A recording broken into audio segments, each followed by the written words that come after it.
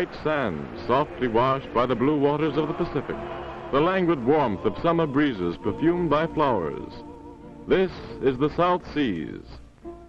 The last frontier of romance and peace in a troubled world lies off the beaten track of oceanic travel.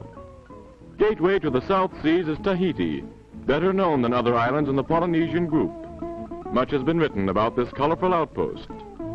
Life here is undisturbed by the fortunes of the world outside. This is a peaceful bit of France. But it is still Tahiti, even though some of its younger women wear civilized clothes. They want to be like white women, but they will always be Tahitians.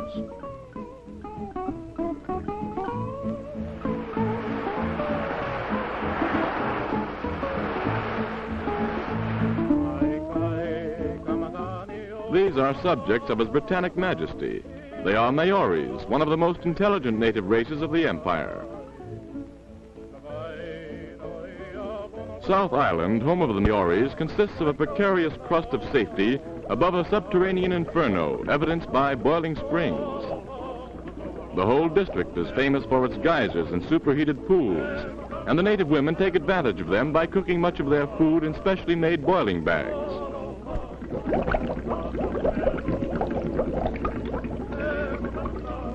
How simple. Yet there is no evidence that natives so blessed by nature in other lands ever thought of this. Thoroughly cooked potatoes ready for the Maori dinner table. When a native woman meets someone she loves, this is the way she shows it. The art of wood carving is a heritage of prehistoric ancestors, skilled wood carvers. Much of their work remains. Some carvings suggest our modernistic studios. Others show rare artistry.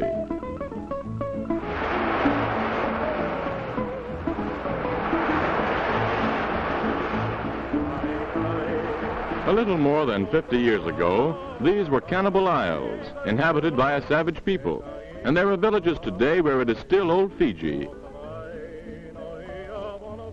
Here in the interior of one of the larger islands, these people perform the same dances as did their ancestors centuries ago. The Miki Miki, danced as almost all Polynesians express emotion to rhythm, with graceful hand and head movement and a never-ending chant, accompanied by the hollow sound of log drums beaten with the hand.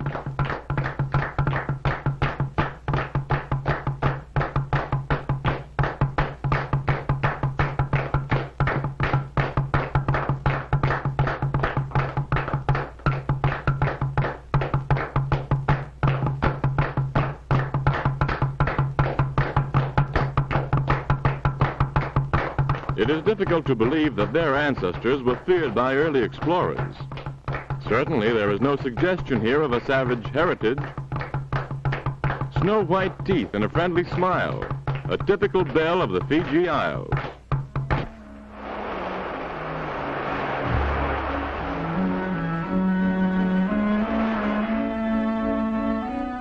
East of Fiji, America's stake in the South Seas is centered here at Pago Pago, Samoa. It is a naval station, one of many Pacific bases. This mansion, formerly the home of Robert Louis Stevenson, is used by the governor, who was always the commanding officer of the naval contingent in the islands. Not far from this spot is the last resting place of Robert Louis Stevenson, who wrote his own epitaph. This be the verse you grave for me. Here he lies where he longed to be. Home is the sailor, home from the sea, and the hunter, home from the hill.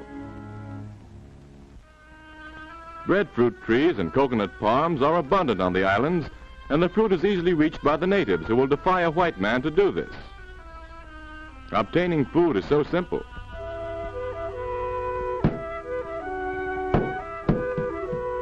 A Samoan's home is merely a circle of pillars and a thatched roof.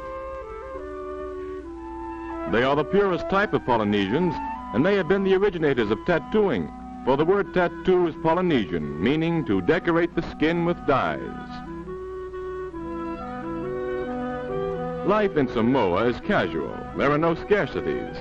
A new dress is merely a problem of going out and cutting some grass, then weaving it. The palm leaf can be used for hundreds of necessary things. The tough slivers from the stalk are like steel, but lighter than aluminum. The Samoan is a master of the weaving art, and his deft flying fingers quickly fashion whatever it is he needs for his wife or himself.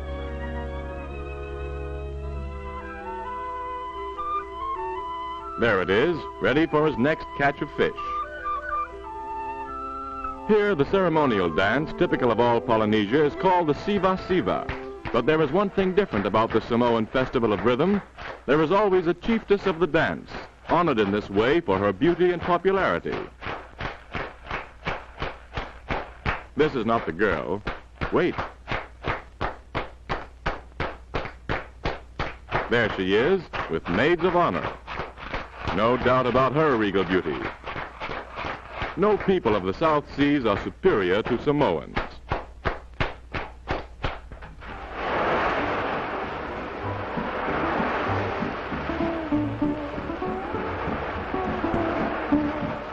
Just off the northern coast of Australia, there are lands of the South Seas rarely visited. A people primitive and hostile, impenetrable jungles, gigantic swamps, crude homes infested with flying ants and hordes of mosquitoes. Small wonder that this is a land far beyond the frontiers of romance. It is a strong child who survives. Infant mortality is tragically high in these primitive places. To live is to become immune to disease. A Papuan village is built over the water with one side touching the land, so it cannot be surrounded by enemies from other villages. Cannibalism has so depleted the male population, to whom this fate generally falls, the women greatly outnumber the men. So it is that a male infant receives all the care and crude protection that an ignorant savage can devise. The village will need its men.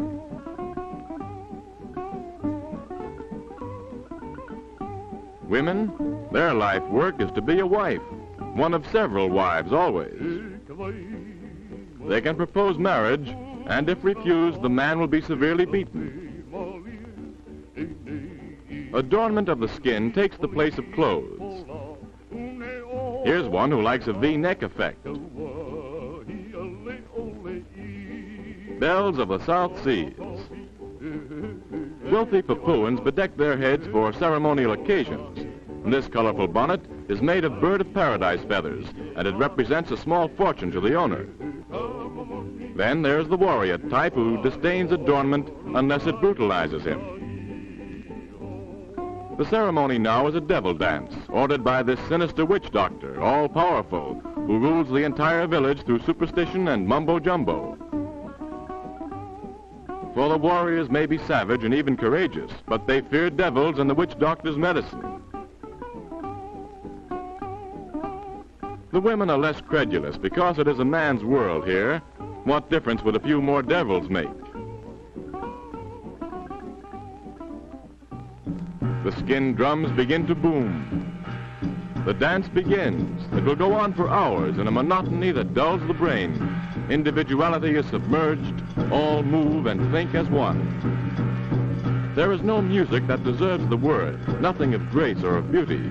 Simply a tuneless chant, the brutal rhythm of skin drums, the scuffling of bare feet on the hard ground.